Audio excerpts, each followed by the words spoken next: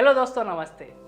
स्वागत है आपका एक नए चैप्टर में जिसका नाम है डेटा हैंडलिंग। इस चैप्टर में हम बात करेंगे डेटा के बारे में, समझेंगे कि ये होता क्या है, इस डेटा के टाइप्स को डिस्कस करेंगे और इसे हम कैसे ऑर्गेनाइज कर सकते हैं और रिप्रेजेंट कर सकते हैं, ये भी सीखेंगे। तो चलिए शुरू करते हैं इस नए चैप्टर को और सबसे पहले समझते हैं कि डेटा आखिर होता क्या है। Data is the collection of information in the form of numerical figures. इसका मतलब है न्यूमेरिकल फिगर्स या नंबर्स के फॉर्म में इंफॉर्मेशन के कलेक्शन को हम डेटा कहते हैं। फॉर एग्जाम्पल, जैसा कि हम न्यूज़पेपर्स में स्पोर्ट्स कॉलम में देखते हैं कि क्रिकेट में किसी टीम के बैट्समैन ने कितने रन्स बनाए, इस तरह के फिगर को हम डेटा कहते हैं। अब आइए डिस्कस करते हैं the types of data. There are two types of data, primary and secondary. Primary data is collected by an individual personally, यानी कि प्राइमरी डेटा उस डेटा को कहा जाता है जिसे कोई व्यक्ति खुद से कलेक्ट करता है। For example, a sports teacher mister Singh surveyed a class to find out the number of students interested in various games offered in the school.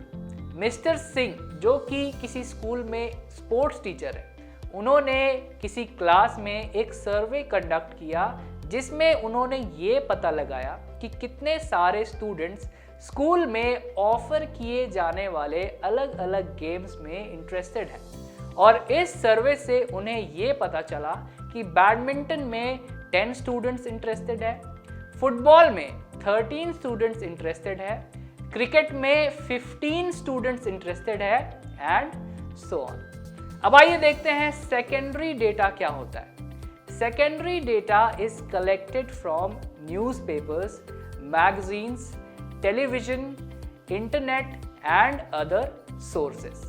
इसका मतलब है सेकेंडरी डेटा उस डेटा को कहा जाता है जिसे न्यूज़पेपर से, मैगजीन से, टेलीविजन, इंटरनेट और दूसरे सोर्सेस से कलेक्ट किया जाता है। अब आइए देखते हैं हम डेटा को ऑर्गेनाइज कैसे कर सकते हैं। What does organisation of data mean? When data is collected for a larger group, it is difficult to write the entire data in a single column, and that is why we use a new term called frequency. जब एक बहुत बड़े group के लिए data collect किया जाता है, तब उस पूरे डेटा को सिंगल कॉलम में लिखना काफ़ी मुश्किल होता है और इसके लिए हम फ्रीक्वेंसी का यूज़ करते हैं। चलिए देखते हैं फ्रीक्वेंसी क्या होता है। The number of times a particular value occurs in a data is called frequency. इसका मतलब है कितने टाइम्स, कितने बार एक पर्टिकुलर वैल्यू, कोई एक वैल्यू डेटा में आता है, उसे हम फ्रीक्वेंसी कहते हैं। और इसके बाद है tally marks. These are vertical lines which are used as a symbol and which help us in counting the number of times a particular value occurs. They are written in groups of 5 and for representing 5 we use 4 vertical lines and one other line that cuts across them diagonally. ये tally marks simple vertical lines होते हैं, सीधे सीधे lines होते हैं जिनका use symbol की तरह किया जाता है, जो हमें ये काउंट करने में हेल्प करते हैं कि किसी डेटा में कोई पर्टिकुलर वैल्यू, कोई एक वैल्यू कितनी बार आता है। They are written in groups of 5, यानी कि टैली मार्क्स के एक ग्रुप में नंबर को रिप्रेजेंट करने की मैक्सिमम लिमिट होती है 5, और 5 को रिप्रेजेंट करने के लिए हम 4 वर्टिकल लाइंस ड्रॉ करते हैं और उनके ऊपर एक और लाइन ड्रॉ करते हैं जो इन सभी लाइंस को डायगोनली कट करता है। जैसा कि आप यहाँ पे देख रहे हैं, अगर हमें 4 को रिप्रेजेंट करना है तो उसके लिए हम सिंपली 4 वर्टिकल लाइंस ड्रॉ करेंगे, लेकिन अगर हमें 5 को रिप्रेजेंट करना है तो इसके लिए हम 4 वर्टिकल लाइंस ड्रॉ करने के बाद उनके ऊपर एक और लाइन ड्रॉ करेंगे जो इन सभी लाइंस को डायगोनली कट करेगा। Data once collected should be arranged in a proper order so that we can get all the information at a glance. And tally marks help us in arranging the data in a proper order.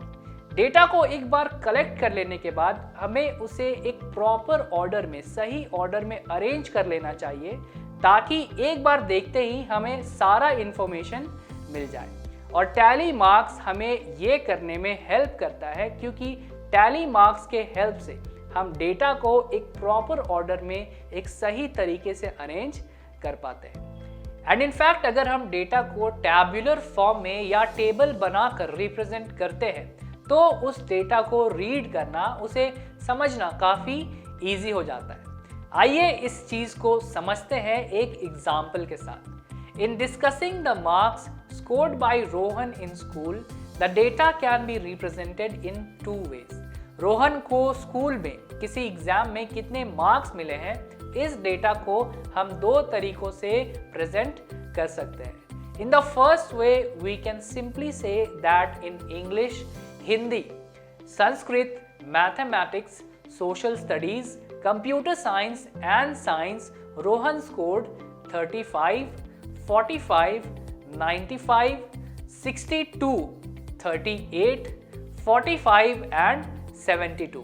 लेकिन दूसरा तरीका जो है उसमें हम क्या करेंगे, we can represent the same information in tabular form, यानी कि हम सेम इंफॉर्मेशन को टेबल बनाकर रिप्रेजेंट करेंगे, जिसमें हम एक टेबल बनाएंगे और उस टेबल के एक कॉलम में हम सब्जेक्ट्स के नाम लिखेंगे और दूसरे कॉलम में उन सब्जेक्ट्स के कोरिस्पॉन्डिंग रोहन को कितने मार्क्स मिले हैं उन्हें मेंशन करेंगे। And it is clear that the first way was confusing and random, but the second way of presenting the facts is neat and easy to understand. जो पहला तरीका हमने यूज किया था इस डेटा को रिप्रेजेंट करने का, वो काफ़ी कंफ्यूजिंग था, काफ़ी रैंडम था, उसमें कुछ भी ठीक से समझ नहीं आ रहा था। लेकिन सेकंड तरीका जो है हमारा, जिसमें हमने एक टेबल बनाया है, जिसमें हमने डेटा को टैब्यूलर फॉर्म में रिप्रेजेंट किया है, वो काफ़ी नीट तरीका है और उसे समझना भी काफ़ी इजी है।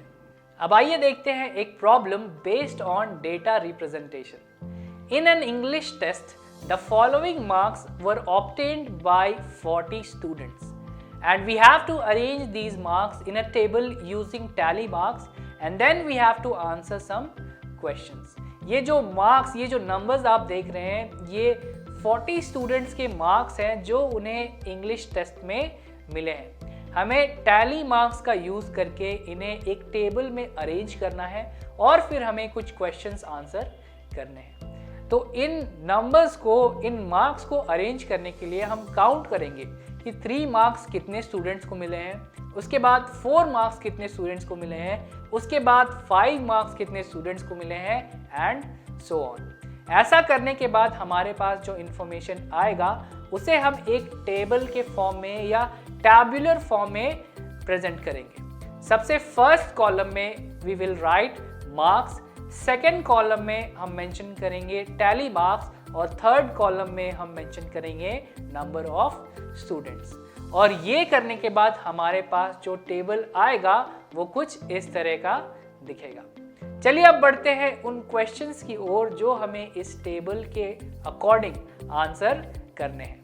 पहला क्वेश्चन है, how many students scored 9 marks. तो इस टेबल के according the number of students who scored 9 marks is 2, यानी कि 2 स्टूडेंट्स को 9 मार्क्स मिले थे।